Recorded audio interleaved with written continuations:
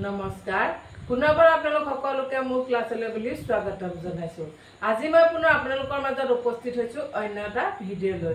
আজি যিটো ভিডিঅ' লৈ আপোনালোকৰ মাজত উপস্থিত হৈছো সেই ভিডিঅ'টোত আপোনালোকৰ মাজলৈ লৈ আনিছো ষষ্ঠ পাঠ দিনচৰ্যা নামৰ পাঠটোৰ মানে সংস্কৃতত কেনেদৰে উচ্চাৰণ কৰিব লাগে আৰু অসমীয়াত সেইটো অৰ্থটো কি সেইটো লৈ আনিছো।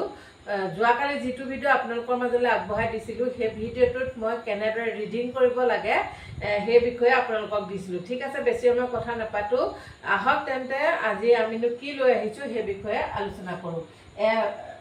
ষষ্ঠ পাঠ দিনচৰ্যা সহ চুমে সহ আপোনালোকে এইটোলৈ নাচাব। সহ এইটো কিন্তু লিখোতেনে মধন্য হৈ লিখিছো, কিন্তু আপোনালোকে উচ্চাৰণ কৰোঁতে চ ক'ব। সহ চুমে সহ এইজন চুমেশ সহ প্ৰাতঃ কালে পঞ্চৱাদনে উত্তিষ্ঠতি। অৰ্থাৎ এইটো কৈছো চুমে সহ প্ৰাতঃ কালে পঞ্চৱাদনে উত্তিষ্ঠতি। চুমেশে ৰাতিপুৱা 5 বজাত উঠে। তাৰপিছত দিছো চপাত পঞ্চৱাদনে দন্ত ধাৱনং কৰোতি।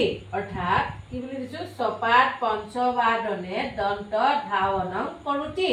অৰ্থাৎ 5:15 কি কৰে দাঁত ঘহে। এইটো হৈছে চুমেশ নামৰ ল'ৰাজনৰ দিনচৰ্যা। অৰ্থাৎ ৰাতিপুৱা শুই উঠাৰ পৰা ৰাতি শুৱালৈকে যিখিনি কৰ্ম কৰে সেই কৰ্মখিনি সময় অনুযায়ী চুমেশে কেনেদৰে কৰিছে সেইটো দিছে।